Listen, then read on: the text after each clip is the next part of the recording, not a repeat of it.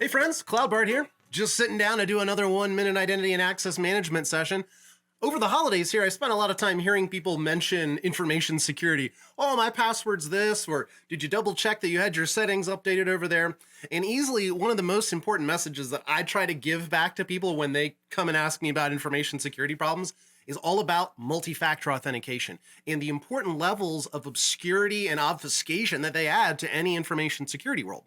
And of course, fortunately for us, AWS offers multi-factor authentication. And so this allows us to create users and identities in our environments and then associate some sort of a multi-factor authentication device with them. Now, there's a lot of options that AWS supports. They have their own fobs from Gemalto that you can get if you're looking to strap something to your keychain.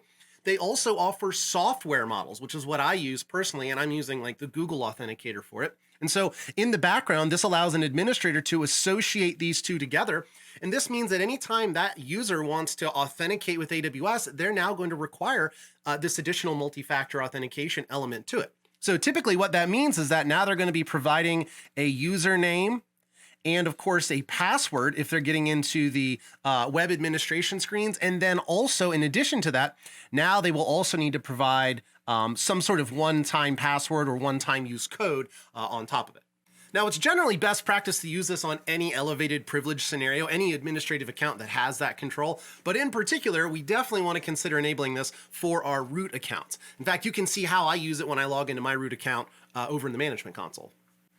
So from right here, I'm going to do a sign in using root account credentials, and then I'll go ahead and provide the email address and password for the root account.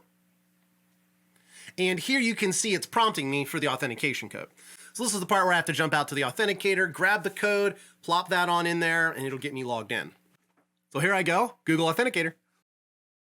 Over here in Identity and Access Management, if we take a look at our user accounts, you can see that this can easily be enabled on any account. Like here's my Bart admin account. And if we cruise on over to the Security Credentials tab, you see that they do have a multi-factor authentication device available here. And by jumping into the Manage properties, we can go through and begin creating whatever device we choose to use. In future Identity and Access Management lessons, we'll take a look at how to evaluate whether somebody used multi-factor authentication as a part of a condition in your security policies, adding even more security to an awesome offering. See you next time.